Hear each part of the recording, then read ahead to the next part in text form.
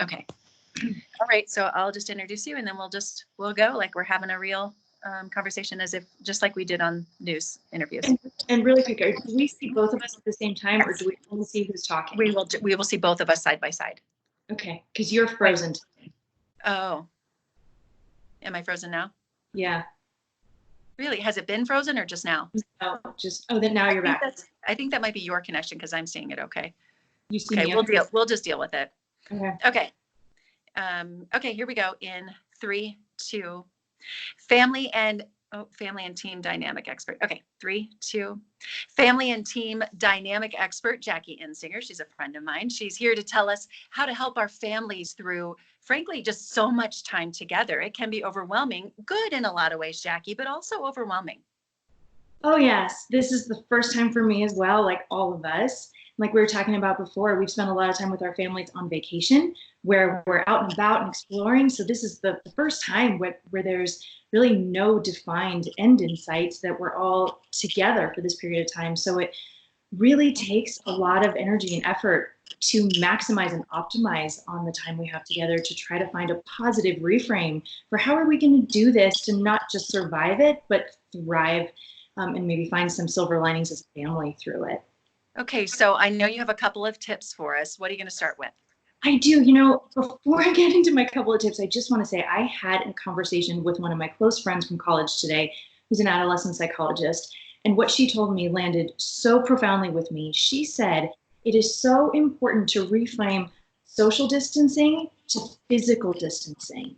There's the whole nuance in what that feels like in terms of loneliness and isolation when you're talking about social distancing that hits really hard for so many of us, especially our children, right? And for me as well, I have to admit.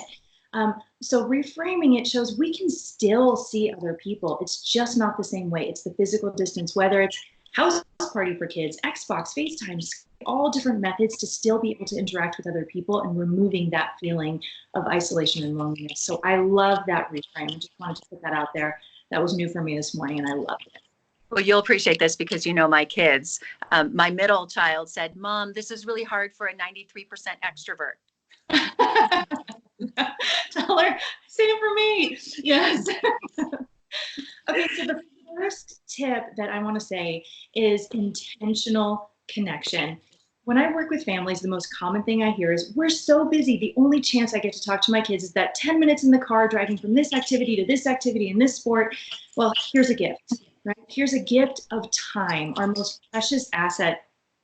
The number is we have 940 Saturdays with our children from the time they're born until the time they leave for college or leave home. So use this time with intention. Bond with them, connect with them, and make it intentional so when this is all done, we don't say, gosh, we didn't use this time and this gift of being able to get to know our children and get closer as a family. Whether that's finding a show to binge watch together that everybody loves, a board game everybody loves, or asking everybody to toss out some ideas of things they want to do, even if it's a family kickball game, whatever it is, spend that time together intentionally. Great idea. I love that. Okay, and then your third tip?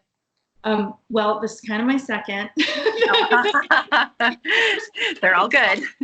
Sorry, I'm trying to fit in as much as possible.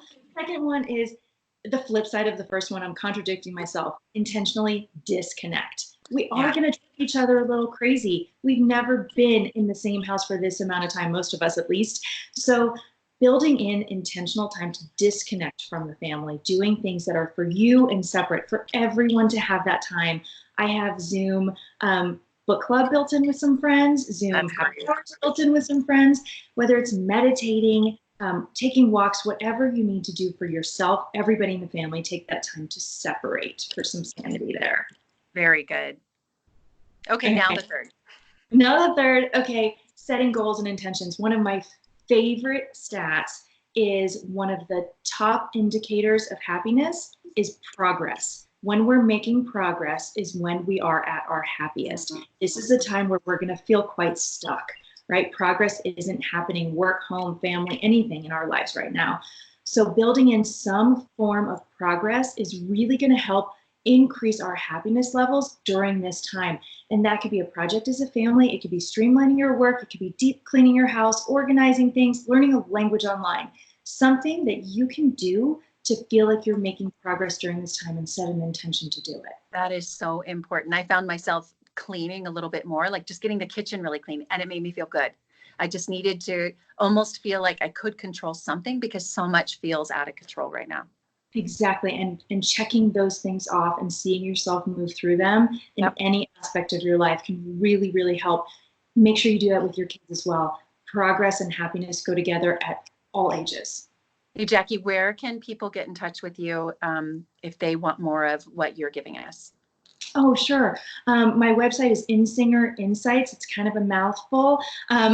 So it's Insinger, my last name, Insinger, Insights, INSIGHTS.com. And just you could shoot me an email through there, and I'm happy to answer any questions or help as much as I can during this time. Thank you so much. Some great advice. We'll be checking in with you a little bit more, and all the best to you and your family. Thanks, you too, Natalie. Okay, I'm going to stop recording. Well done.